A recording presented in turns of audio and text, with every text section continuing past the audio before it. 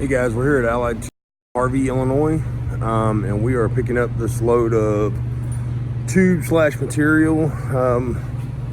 Got some plastic PVC style tubing here, and we've got some galvanized conduit and some threaded style tubing here.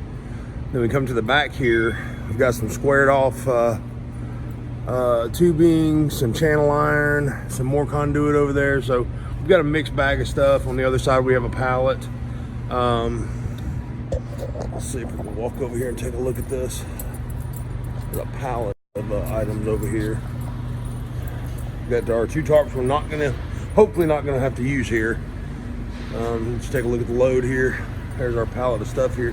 Now, I want to point out, being that this is a palletized item here on your load, as long as it has a product in front and behind it, you only need one strap. You know, as long as the strap covers half of the working load limit of whatever the pallet weighs. So it's a 5,400 pound strap. I'm sure that's not a 10,000 pound.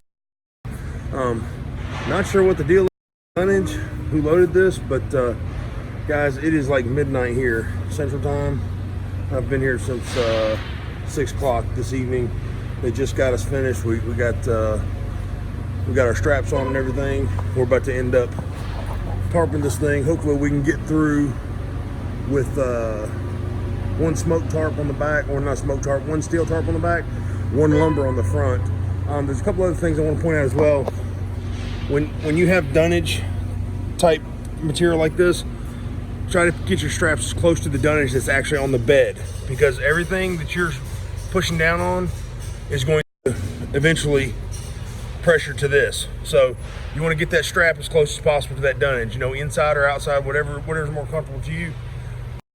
Over 3 foot tall, I would usually run a belly strap. Way we're getting a strap through here, so we've already climbed up on the ladders, tried to get in there. It's not going to happen. So we're gonna, that's 15,000 pounds of securement on that. It's going to be fully tarped and everything, so I'm pretty confident that's not going to go anywhere.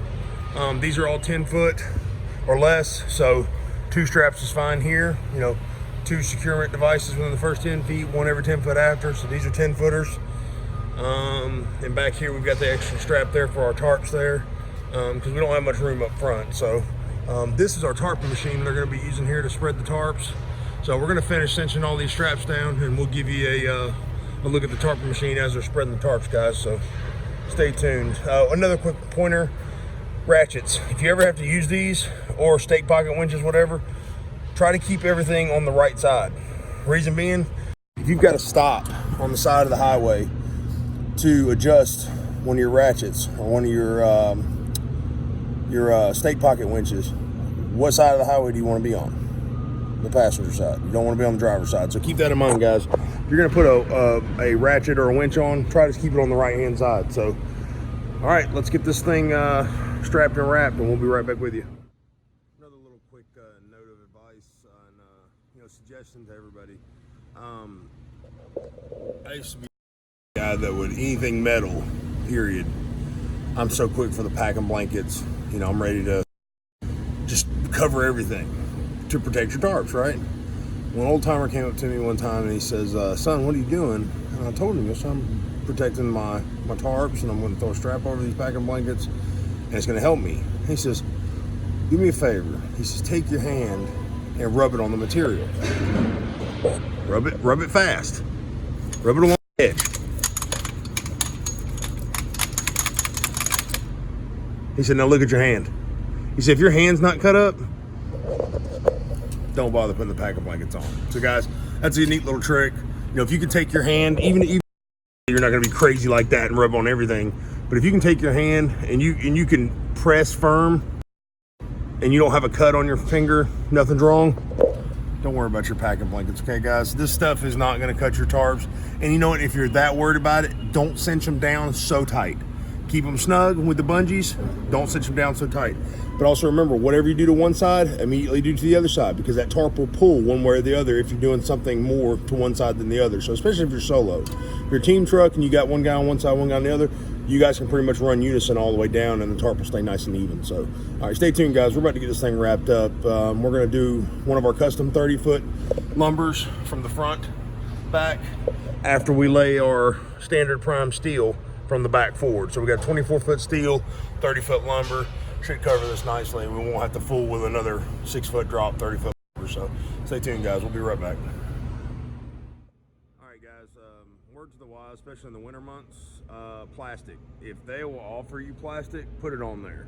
You know, my tarps are no spring chickens anymore, and they got their little patches and holes and stuff, but any chance I can get plastic on something, you better believe I'm taking it. So they're gonna let us get some plastic, and we're gonna put it on before we tarp everything. So stay tuned. We'll show you what's up.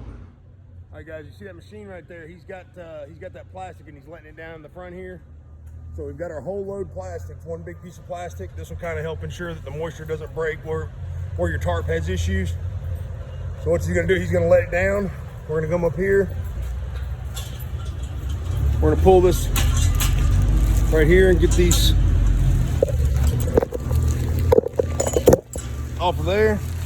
We're gonna take these, tuck them back behind the load here, and drop it through the rub rail and tie a knot off at the front and the back. We're gonna kind of pull that a little bit. You wanna check your one side versus the other and see what kind of height difference you got. Pretty close to the same, so we're gonna leave it like that. This is just for a top layer of protection for your material here to keep some of the moisture out. So we're about to tarp it up, guys.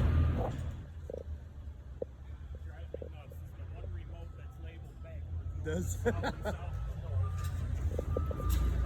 right, here we go, guys. This is our tarp being spread here. Let's see.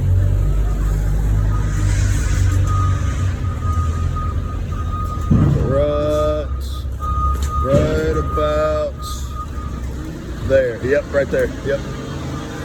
Perfect. We should be able to pull it around if we need to. Yeah.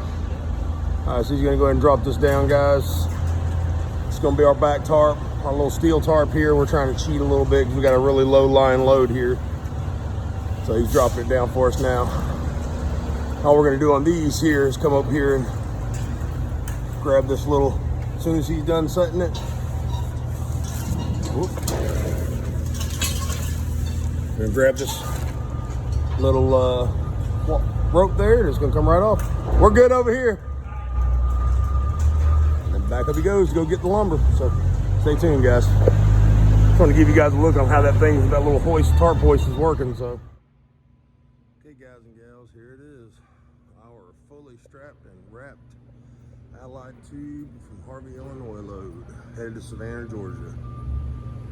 Got a 30-foot custom lumber on the front and wrapped up with a prime standard issue steel on the back. Nice little load. We've got 1, 2, 3, 4 tiers on the trailer here. Should be pretty light. Half of the trailer is actually PVC. The front kind of turned out a little funky the way it got laid with the way the pipe was sitting, but it's all right. It's watertight. That's all that matters. But that's it, guys. It's a little bit of a funky load. It's definitely not even or spread out by no means, but she's covered in plastic. She's wrapped up. She's strapped up. So let's get to Savannah, guys. We'll get a better picture for this for you guys in the morning, and I'll upload this thing once we get going. So all right, guys, till then, see you later. Freight Skater out.